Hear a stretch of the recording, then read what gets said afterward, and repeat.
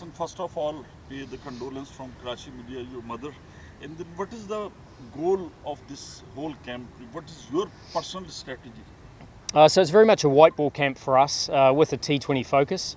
So a lot about, I guess, working backwards from the World Cup, identifying key areas that we need to work on, and then putting the boys under a bit of pressure. I think we've identified, even in the short time we've had with them with the last series, that there are some real fundamentals that we need to work on as a group, and that's why we've got a week with them here. The first few days will be around those, and then we'll start to be a bit more specific focus leading into Bangladesh. Yes.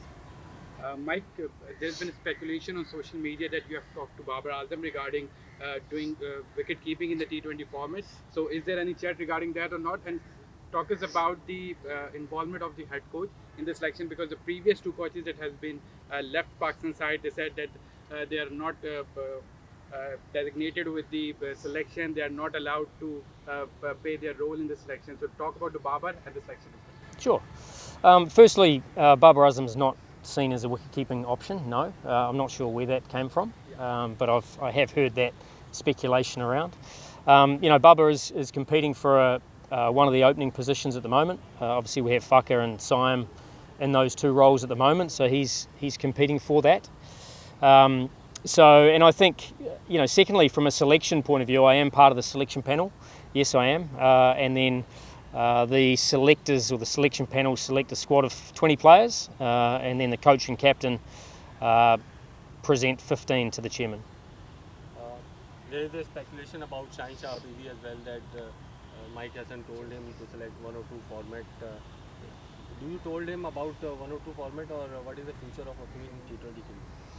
Shaheen Shah Afridi is a world-class player, so there's no doubt that we've identified some areas that we think Shaheen needs to work on, as does every player at this camp. But there's a good reason that him and everybody else is at this camp, is that they're in the wider frame for Pakistan in white ball cricket, and that includes T20 cricket. So, players go through good periods and periods where they're a little bit down in their game. And it's up to us as a coaching staff to try and get our best players on the park and make them better. So when they play for Pakistan, they perform better. So we certainly don't discount quality players. We try and work with them to help them come back stronger. Mike, we've seen the Hesson Ali is not part of the Pakistan team, but he's doing well in county T20 Blast, already taken 21 wickets. So I want to ask, sometimes we've seen a lot of cricket boards now that players are playing franchise cricket to get different experiences in different environments. So how you feel this kind of thing, the players playing leagues and getting at all the countries' environments and playing well and performing superbly? And so talk us about Hesson Ali also. I'll talk to Hassan Ali first. I mean, Hassan will be involved with our team in the West Indies.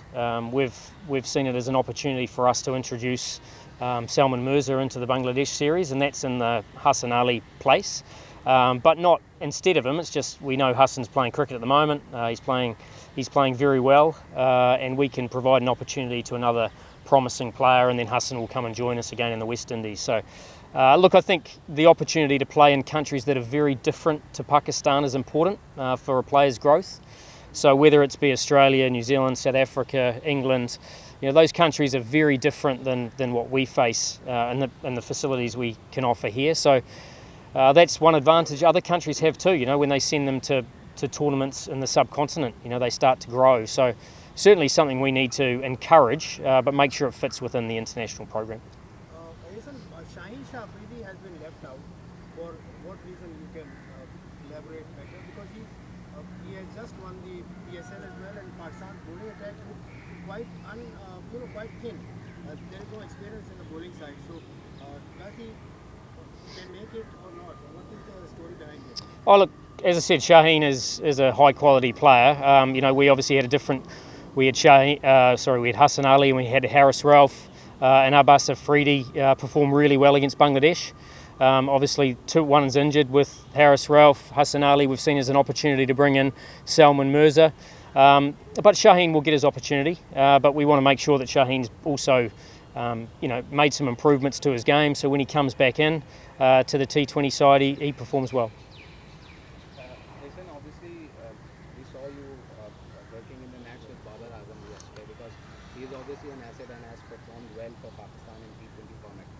Are you a big fan of strike rates? As we hear a lot of talk about the strike rate of Babar Azam Ridwan, and a couple of news also claim that you have asked Babar to improve his strike rate, play around 150 strike rate, so that he can be able to make his place in the T20 team.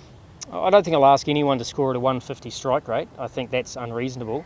I think there's no doubt strike rate is important in T20 cricket, but you have to combine that with obviously a volume of runs.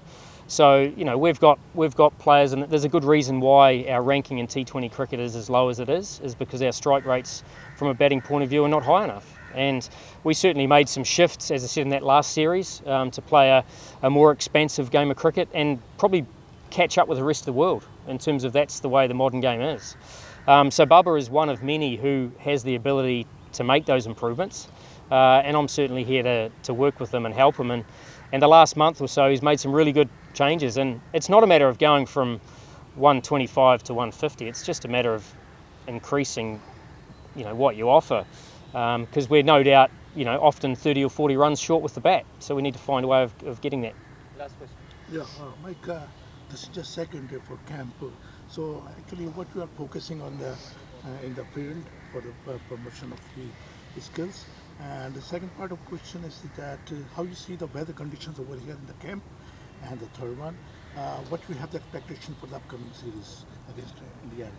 Well, firstly, from a fielding point of view, we've brought in a new fielding coach, Shane McDermott, who is highly experienced in Asian conditions, worked with a number of teams around the world, and certainly if you saw some of yesterday's training, there's some real intensity there.